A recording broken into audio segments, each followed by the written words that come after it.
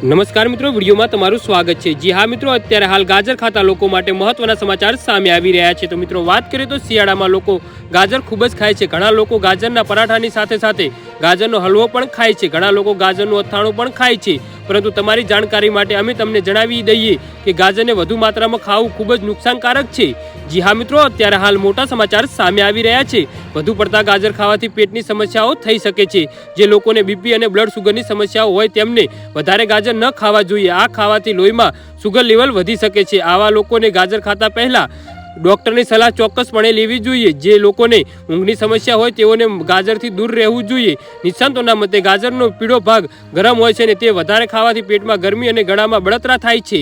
જી હા મિત્રો, અત્યારે હાલ મોટા સમાચાર સામે આવી રહ્યા છે। વધુ પડતા ગાજર ખાવાથી દાંતમાં દુખાવો પણ થઈ શકે છે। ગાજરનો પીળો ભાગ તમારા દાંતને ઘણી હદ સુધી નબળા કરી શકે છે। તેથી જે લોકોને દાંતની સમસ્યા હોય તેમને વધુ પડતા ગાજર ન ખાવા જોઈએ।